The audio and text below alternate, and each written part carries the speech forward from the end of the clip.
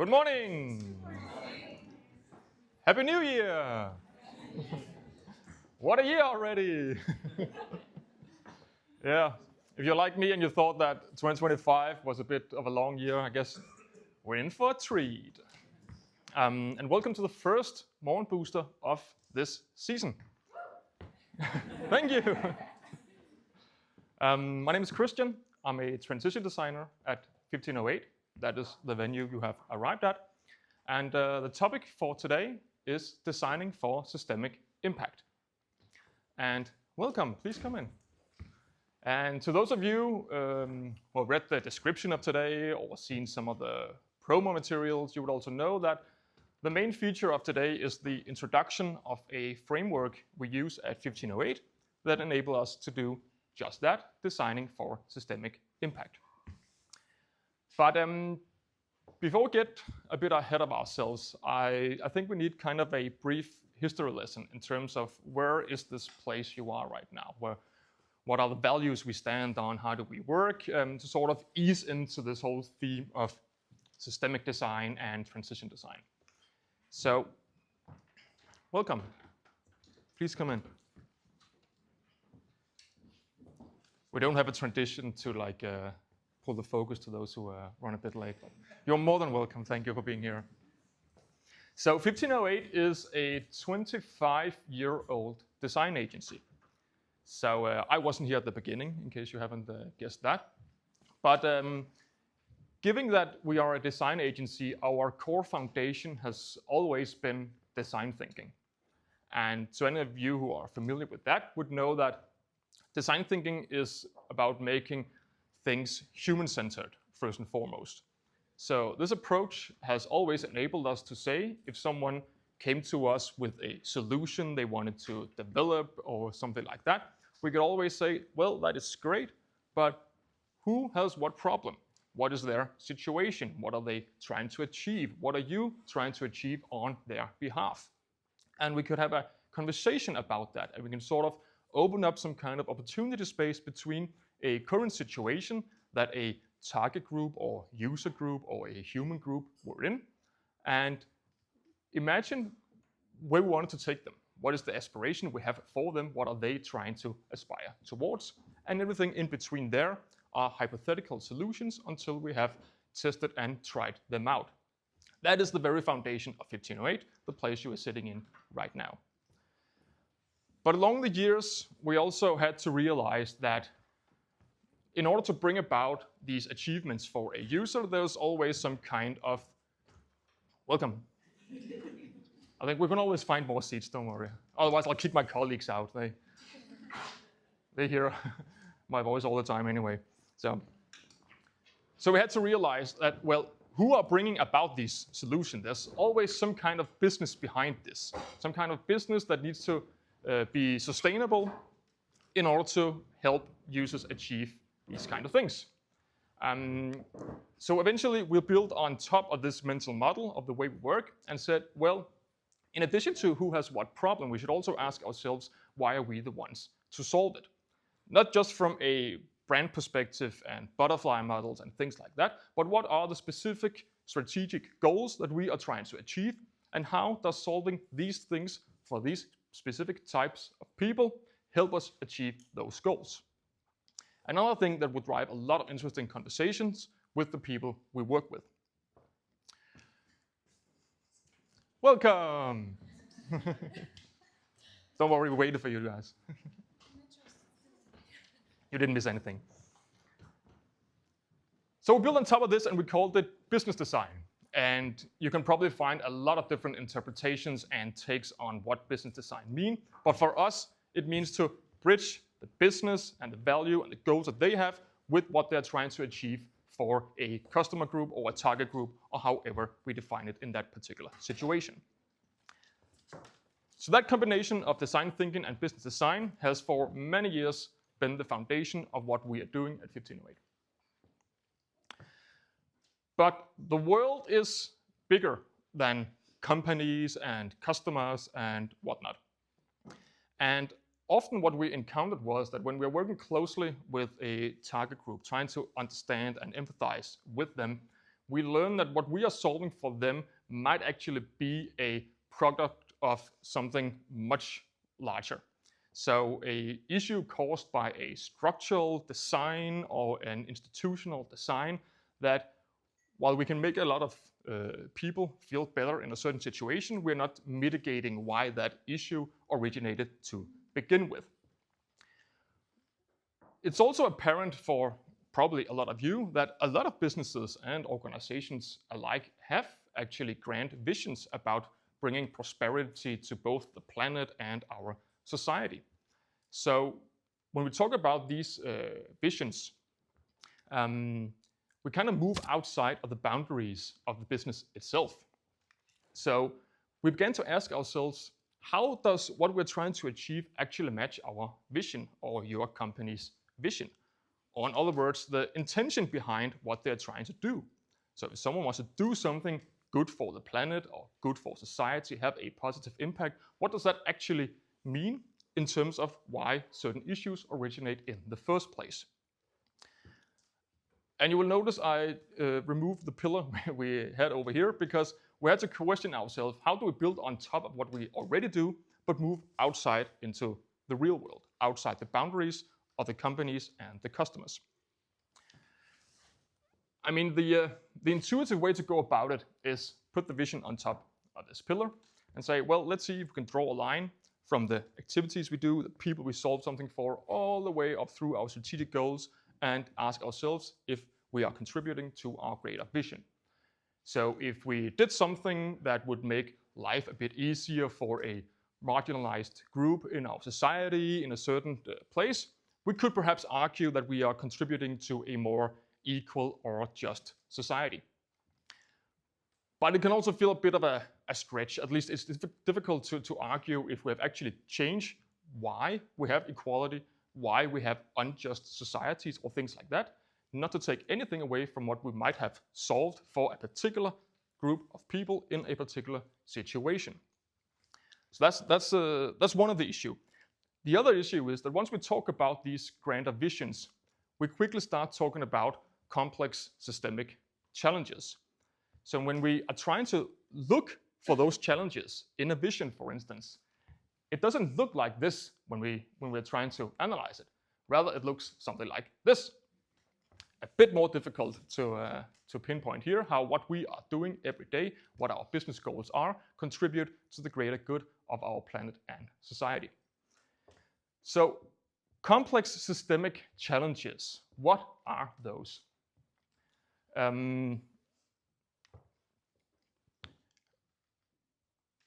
We can sort of attribute complex challenges with three core things. One thing is that there is basically no shared or common understanding about what the problem really is, or if there even is a problem, perhaps. If I say things like sustainability, what is sustainability? Do we have a sustainability issue? Gender equality, is there an issue? Do we have gender equality, especially in a country like Denmark, would some people perhaps argue? What is equality? Is it equity we're trying to talk about? It becomes extremely difficult to align on what we actually see as the issue, let alone, if we had that shared understanding, what a potential solution would be. Do we need to force quotas? Do we need to encourage people to act differently, and so on and so forth? And we're always moving in some kind of dynamic environment where it is inherently unpredictable what happens if we set things in motion. Those are just the premise we need to work with when we are talking about complex systemic challenges. So if we are trying to answer this question, if our actions move us towards, let's say, a sustainable and humane society as prescribed as a corporate or organizational vision, we're actually trying to answer if our actions influence the system in the exact ways that impact the structures as a whole, and as such avoid the pitfall of symptom treatment, but actually alter something in the systemic structure. And if you haven't guessed from the tone of my voice, that is pretty damn difficult to answer if this is the tool we have at our disposal. So what do? Enter what we call transition design.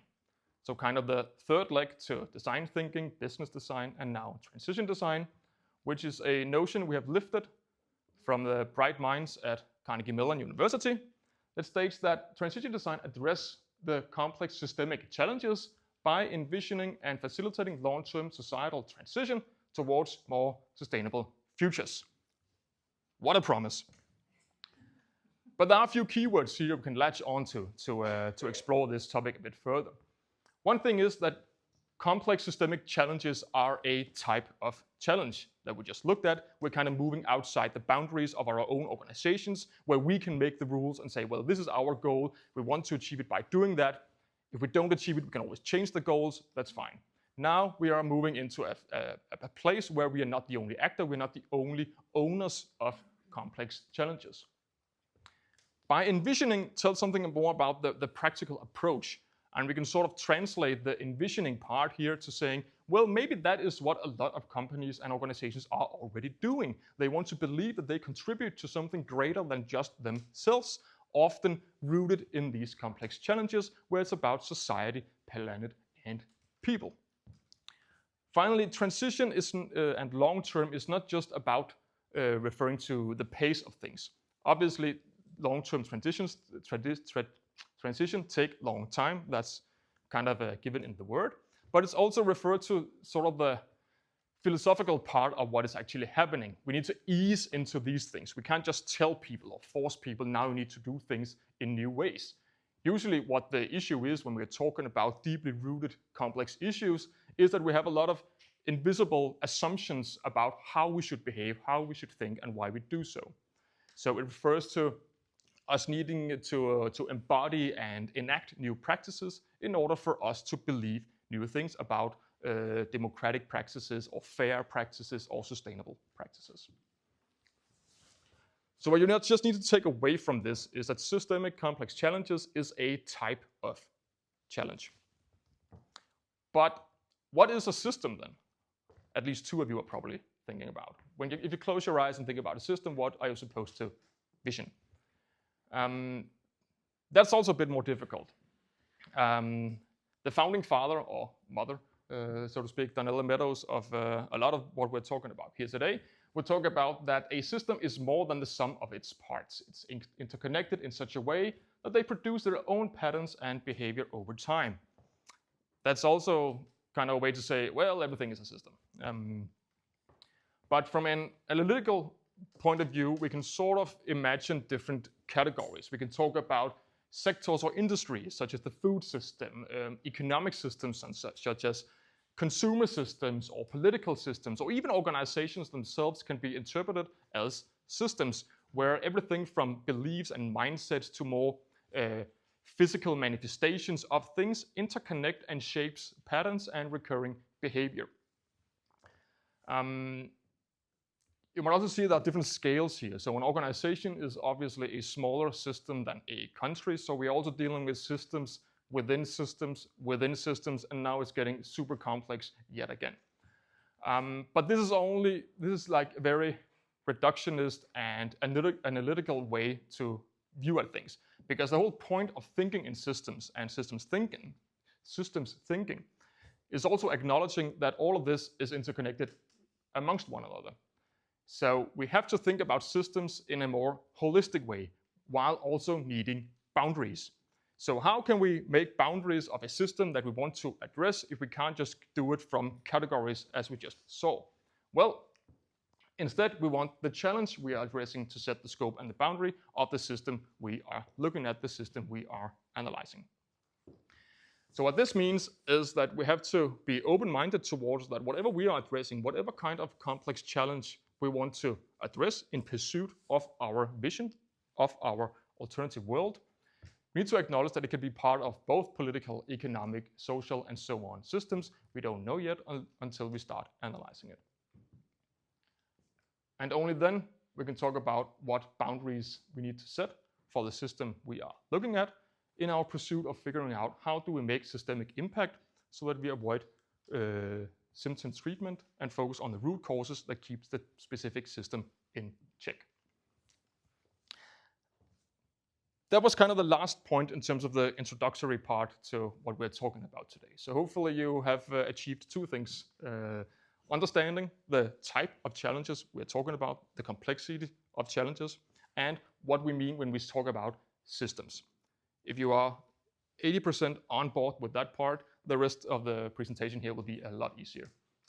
So let's just do a quick intermission here. And this is basically the premise for the next I'm about to show you. So you are welcome to challenge this, but I'm going to assume that this is our foundation. That there is a need to ensure that our actions address societal and planetary challenges. Otherwise, why would we claim that this is what we're trying to achieve? And that the complexity of the challenges we want to address are systemic. And therefore, we can't rely on more conventional strategic planning and the way we have done earlier. We kind of need a new language. So we need a new way to frame the challenge and the pathway towards the future vision. If you care to challenge this, please remember it, write it down. We can take it later. But at least for now, I'm going to assume that you're on board with this.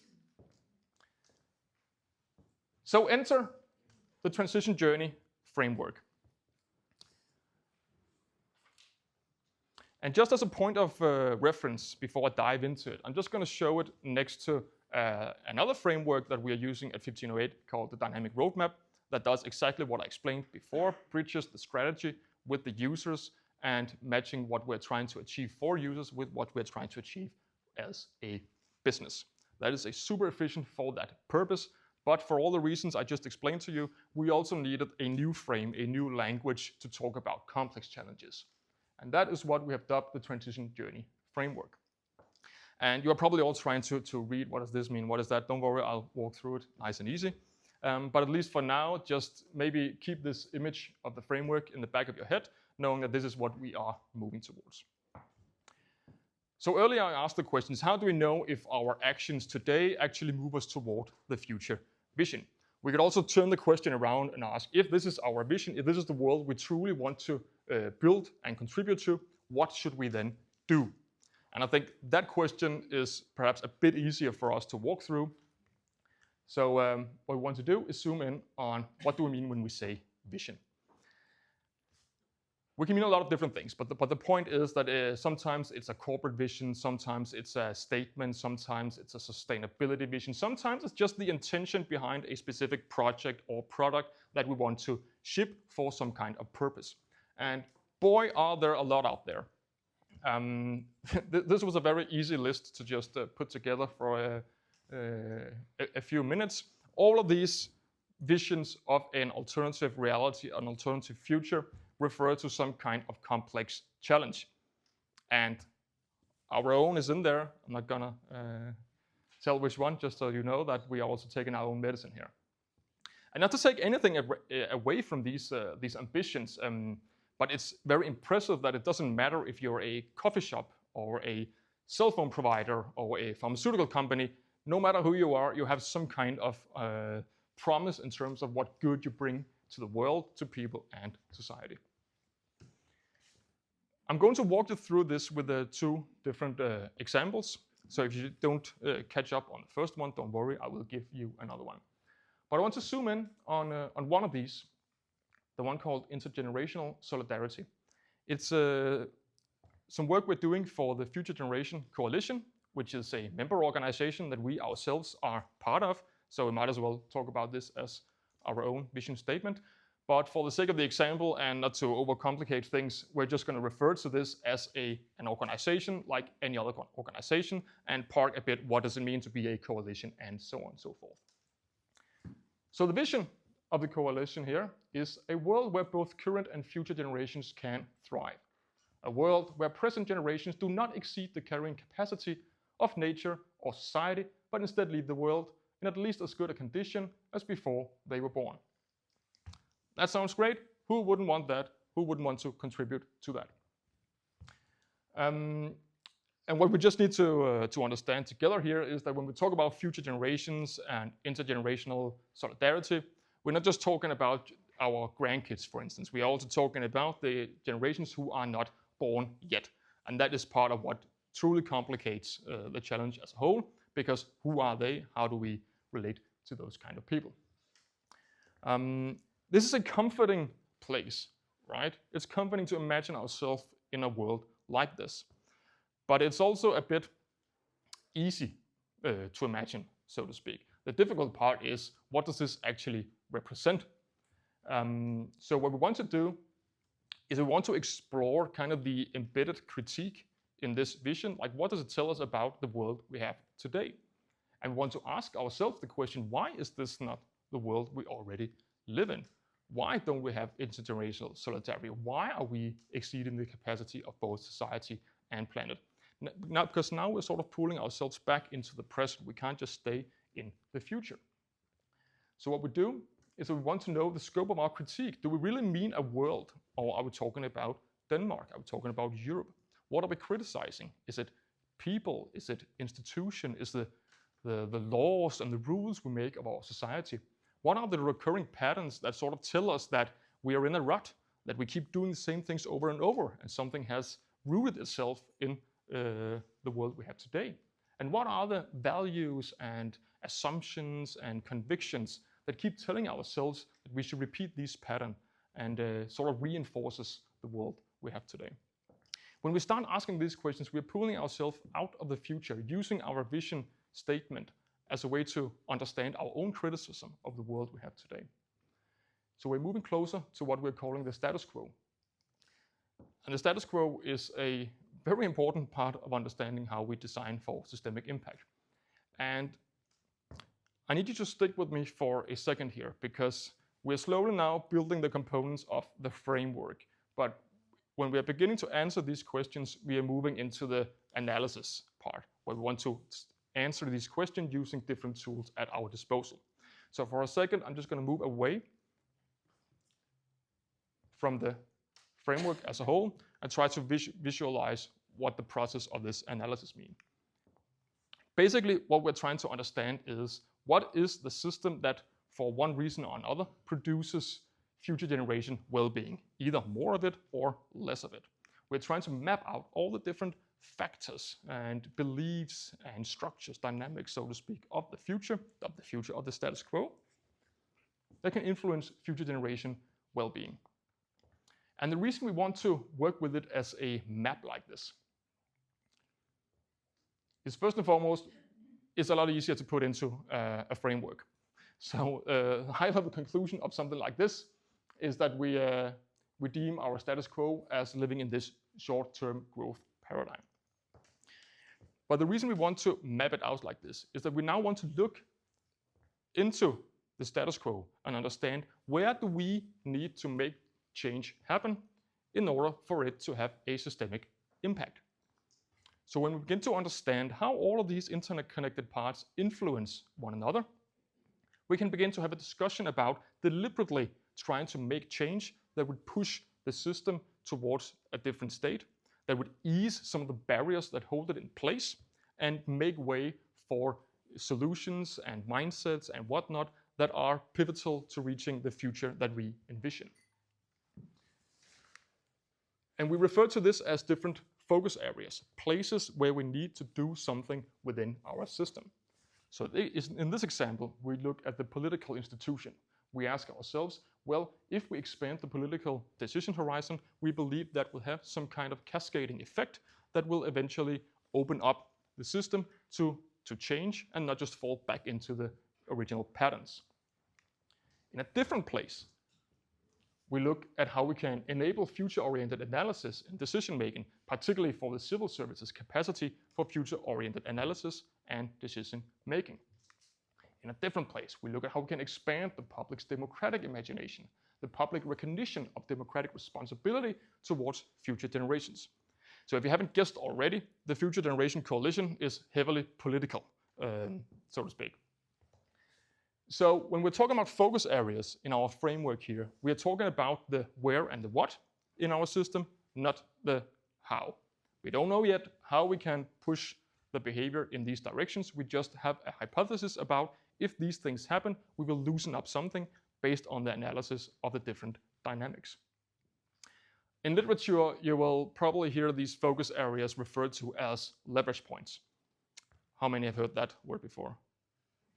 All right, great. So you're probably thinking, well, isn't that what he's talking about? It is, yes. There are two reasons why we are calling it focus areas here. One thing is leverage points is a very difficult word in Danish. That's not a good excuse. That's just a matter of fact. A different part is that leverage points also have an embedded connotation in terms of referring to a lever that you can pull. And depending on where on the lever you pull it with specific force, the force applied will be less than the impact at the base. So it also asks the questions, well, a leverage point, should that be somewhere where with minimal effort, that we can make great impact on the system? I'm all for that ambition, but it's also a bit difficult to work with because effort in terms of who. Someone's effort might be easy, for some it might be difficult. So phrasing leverage points as focus areas in this instance gives us a bit more of a wiggle room in terms of talking about our hypothesis about what could happen regardless of how difficult it might be, because we are not entering the how do we do this part yet. We do sometimes use it interchangeably, but for now, just think about it as focus areas and knowing that it originates from the notion of leverage points. But that also means that when we are analyzing the status quo like this and look for places where we believe change needs to happen, we can also encounter places that are outside of our own influence, regardless of whether you are a coalition in this instance or a business, so to speak. It's very easy to focus on the places where you believe you have some kind of influence. And of course, you should look for that as well. But we also have to open up to the possibility of saying, well, there are actually different areas in our understanding of the status quo where some kind of change, some kind of influence could also have a great impact. We just have no idea how we're going to go about that. But that might give us a hint in terms of who we need to partner up with, or in a member organization, what kind of members we should try to pursue to strengthen the movement as a whole. You're still with me? Awesome. In a moment, I'm going to move these three focus areas and position them on our transition pathway. But I want you to remember this image here, because the focus areas are places in the system. The moment I move them up here, you will begin to think about a chronological pathway. You will start reading from left to right, thinking whatever I put here comes before that, comes before that. That is the limitations of a horizontal line. But please just remember that they represent places in a system, and systems are inherently unpredictable. So there is a point in maybe things not being too chronological. We need to test things out, see what happens if we put these things into motion. Can you promise me that? All right.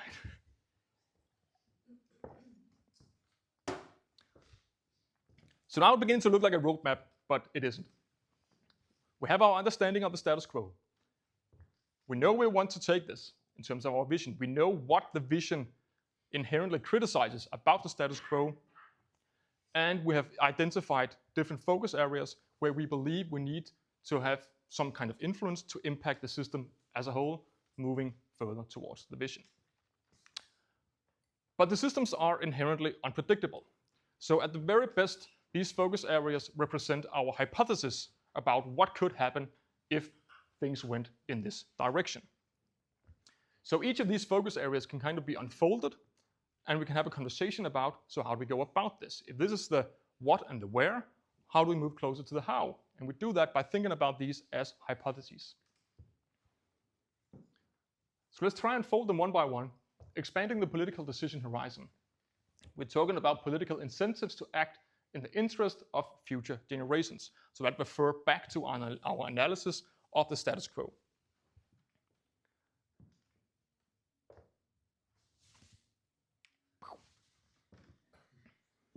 So on this hypothesis card, we can sort of bring in some of the more specific challenges we are referring to when we're talking about this focus area. So we're talking about how politicians are rewarded for short-term impact within electoral terms, how they are expected to react to the urgency of breaking news, how future generations simply don't have a vote or a mandate in our institutions, and that the boundaries of a nation-state also limits the influence on more global impact as well as long-term challenges. We can also hypothesize about what kind of impact do we want to see in the future when we begin to address these types of challenges. Well, in the short term, we might just hope to see that future generations become a recognized part of the political debate. But the long-term impact we hope to see here is that political decision-making is equally motivated by the interests of the present and future generations. And some of you might begin to notice that we are approaching something very familiar to something I said in the beginning. That now we have a situation, we have the status quo, the challenges, the problems. We also have an aspiration where we hope to see it go about. Except we're not talking about a user group here, we're talking about a system. So we can use this polarization to open up the opportunity space. So okay, if we want to begin to bridge the path between the challenges and the impact we hope to achieve, we ask ourselves, how might we questions? Enforce commitment to long-term responsibility, make it politically attractive to take responsibility for future generations, and so on and so forth. The way we answer these questions will also sort of decide, is this motivation based on a forceful hand or a new value proposition, our idea about democracy as being open to people who are not born yet, for instance? We don't know yet, but we know that this is the type of impact we're trying to achieve. And you'll probably notice there is one column left on the card here. Basically, that would be our answers to the how might we questions. And we refer to these as interventions. Interventions are initiatives that deliberately are designed to advance a focus area towards the long-term goal. And contrary to us translating leverage points into focus areas, we have sort of kept the original terminology of interventions. Because it's nice to have some kind of label and talk about, well, these specific initiatives that we have, they are designed to have some kind of systemic impact. So we have a lot shorter distance between understanding our actions and whether or not they contribute to the future we are trying to create. It's also kind of a way for us to talk about not everything needs to be an intervention. A lot of different activities can have different purposes, but some might be interventions and some should be interventions, at least if we claim to address some of the complex challenges of our society and planet. Just as a quick example, something we're doing within the coalition is trying to work with different kinds of communication of statistics based on the public's opinion on future generations. So that could be seen as something that tries to answer the question of demonstrating public support for well-being of future generations. But we need to see these hypothesis cards as launch pads for clusters of different interventions, where we need to stay away from the pitfall of thinking that if we set something in motion, we can predict step by step what is going to happen. But we need this framework, or at least this framework, help us understand what our intention was and look for signals that what we're doing is actually having the impact we intended. I'm not going to walk through all of this, you'd be bored, but just so you know that, or at least have a vision of how each focus area here is sort of the launch pad that opens up an opportunity space and help us stay within the frame of something that has the intention to make a systemic impact. So here we're talking about the capacity for future-oriented analysis, and we're working with different what-if scenarios, saying what if these were national well-being indicators, such as what they're doing in Wales, for instance, and using that as something that can build a trust in a methodology that is beyond GDP. And finally, something that refers to a different target group. It doesn't have to be target group specific, but the public's recognition of democratic responsibility and all those challenges related to that we actually struggle to imagine life beyond our grandkids. It's difficult to have a relationship with someone who's not born yet. It feels like every time we're talking about doing something for the future, we need to sustain from something from the past, the present, and we're opening up the questions of how we could approach that. So again, there's no necessarily chronological order in terms of how we do that, but it's something we can use to navigate if what we are doing is actually trying to achieve the systemic impact we claim through our visionary statements. And it's also a way to ask ourselves, if we really want that, how can we use this to develop new ideas, new concepts, and understanding the different ripple effects that we need to make in that case. that was the first example. I'll give you one more chance. So let's zoom out. We changed the scene completely. Different work, different case. A much more conventional client here, Dancord. If you've been to a Morgenbooster previous year, you might have heard us mention this. There's a bit of a different angle, I guess. If you have no idea what Dancord is, I can tell you that is a payment method that is exclusive to Denmark. Maybe some of you just assume that you have a Dancord because you have a Visa card. That's actually two different things. It's also something that enables us to make payments even if our internet goes down. So it's actually a critical part of the Danish infrastructure, which is great in the current political climate. It is also owned within Europe. It's owned by Nets, which is owned by Nexi, which ends up in Italy somewhere, which is also great in the current political climate. Dancord also cares about nature, which is great. And they have a concept called Dancord Øremærket, which means for every Dancord transaction, 1 øre is donated to the Danish Nature Fund with the purpose of nature restoration and preservation. That is great. We've done a lot of different work with Dancord, and when we're talking about this impact on nature, it's difficult for us not to pull out this framework and start asking, okay, so you say impact on nature. What kind of impact? Like, what are we criticizing? If we want forest restoration, is that because something has died earlier or something like that? And Dancord is a very great customer in the sense that they always want to engage with us in these conversations. So they are also very keen on exploring what kind of role they can take, at least they're curious to explore if they could play a meaningful role in terms of the whole conscious consumption agenda. So it's kind of already on the theme. They are enabling transactions, they are enabling consumption, but they also care about what that consumption has in terms of impact on our planet. So what we did with this question was that we used this framework to have an exploratory sprint to ensure that we could build a lot of ideas and rather quickly figure out if we are moving into the arena of systemic impact, or if we are just scratching the surface and treating symptoms. So let's just run through this a bit quicker. So let's just say that the vision, this is not an official statement from Dancord, but let's just say that we have a vision of a world where consumption is based on sufficiency. So we move into our analysis. We're trying to understand what drives consumption, what drives it up, what drives it down. We're drawing all of these different variables, trying to understand the mindset behind why we consume the way we do, and put it into a map just as before. And the quick conclusion is that, well, we live in a state of overconsumption, at least in Denmark, which is what we have scoped the whole challenge towards. And we look at this and we begin to look for focus areas. What do we believe could make an impact on all of the factors that drive consumption too far in the wrong direction? I'm just going to share with you one of the focus areas we used. And we looked into how we could prolong the period of use, as in prolong the period use of different products.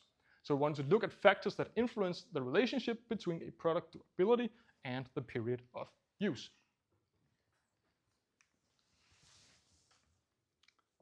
It's easier to explain now. There's no chronological order, right? No, that was just one.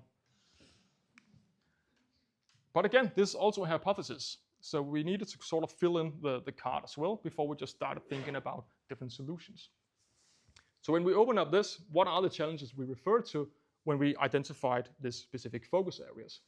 Well, we saw that durability of items are actually a very weak limiting factor of premature product discard. Mainly due to marketing driving newness as not just a quality marker, but also identity marker. And replacing products is perceived as much more accessible than maintaining or repairing them. And as such, the product launch cycles kind of dictate the life cycle of owned products. And this was quite interesting because when we did this, it was sort of around the same time when Vestager and EU announced that now we need by law to be able to replace batteries in our cell phones, which is great. That could potentially prolong the time we're using a specific phone. That is most likely part of a solution. But looking at this and understanding why we actually throw things out prematurely. We also know that it's definitely not the whole solution. So that was kind of a different take on this, and we could easily just have jumped into the same area and said, well, how do we force people to be able, or how do we force companies to make sure that items can be repaired and maintained for a longer period of time? What is our aspiration in terms of this focus area? Well, first and foremost, we might see a decrease in premature product disposal. That would sort of ease the speed that we are discarding items, putting less of a pressure on our planet. But what we hope in the long term is that its durability and repairability that become the quality standards, and as such, industry business models shift to profiting from making things last and keeping products in use. There are actually a lot of companies who claim that this is their purpose. And so it could also be interesting to have this conversation with some of those, for instance. So again, we have a situation, we have the status quo, we have an aspiration within a specific focus area. We can open up the opportunity space with how might we questions. And again, this was for a sprint, so speed was of the essence here as well. So we tried to focus in on how to make durability and longevity a stamp of approval, make reparation and maintenance more accessible, and celebrate the craft of making things last and the people who practice it. A lot of different ideas came out of that. So this was a way for us to explore together with Dancourt what is the playing field if we want to have a meaningful role in some of the agenda of conscious consumption. So none of this represent anything that might actually be made and launched back into society. But it was also an example of just using this framework to actually stay within the boundaries of systemic challenges, understanding if what we're coming up with is related to that and not just move in other directions. So you can read the framework in two different ways. Are what we're doing today something that contributes to our vision? And the other way around, if this is our vision, how do we need to work with initiatives going forward?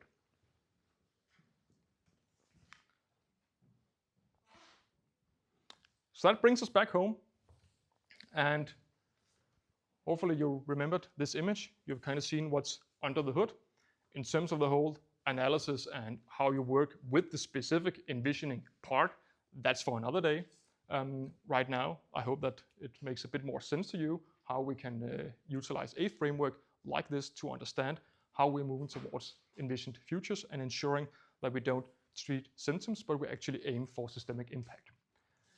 There are three things I want to leave you with as well, because similar to, I said, when we started working with business design, we sort of did it in the 1508 way. It was deeply rooted in human-centered design. That was what we intended with in terms of business design. The same thing can be said about this transition journey framework. You can easily go out and Google different frameworks and methods and practices that does something like this. So I just want to point out what we believe is fitting for the way we want to work with it. First and foremost, we acknowledge that we are still learning while we are intervening. So you can spend weeks, months, years trying to understand the status quo of a specific challenge. And there are some very pretty examples out there of people who are very good and very eager on the analysis part, who have drawn very impressive systems maps.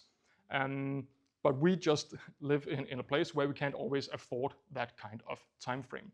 But we also know from our years of experience, we are not done learning things about the status quo. Again, things are inherently unpredictable. We need to keep learning things also when we set things in motion and we monitor them and we're trying to understand, is this something that validates our hypothesis within a focus area? Does that tell us something new about the status quo? When we partner up with new people, when new members come into our organization, they come with different perspectives. Maybe we find much stronger focus areas that we can make a greater impact with. So a point of how we are working with this is also moving as quickly as possible towards the intervention area to learn from that, but also respect the fact that we need some kind of foundational understanding of the status quo and keep learning from that. I also want to say that symptom treatment and long-term lasting change can go hand in hand. I feel like symptom treatment sometimes gets a bad rep, and it's less fine than root cause analysis and treatment, something like that.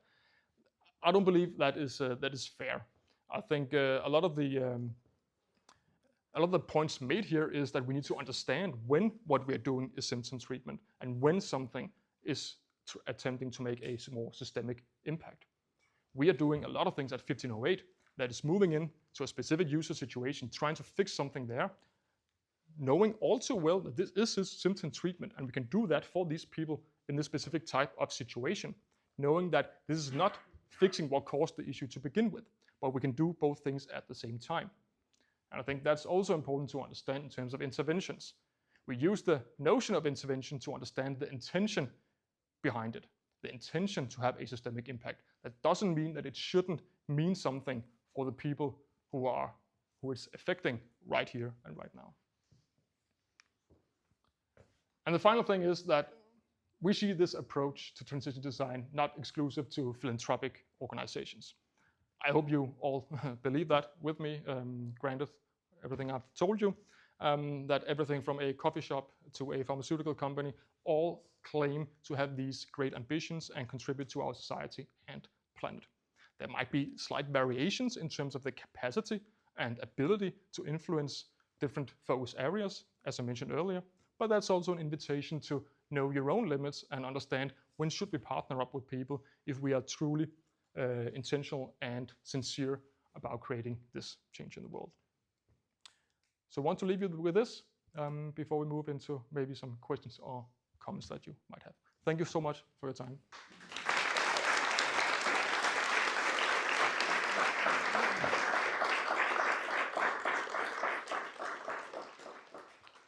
One final thing before I leave the word to you. If something I said today sounded mildly interesting, we have a format called Class and Network where we are addressing the theme of design for complex challenges. It's a course over 4 dates, 4 hours each. I'm not going to say too much about it right here, right now, but my colleague Nina with the camera, you can approach her afterwards. She will take your picture and then say a few more words about this. So this is a course. We also have a different format called Let's Talk. I don't know if that's the formal phrase, but it's an inspirational format where you can invite us to come talk to you and your team about some of the topics and themes on our mind. So that's an open invitation for that as well. If you're already very keen on something like that, again, please go to Nina afterwards and she can help you along.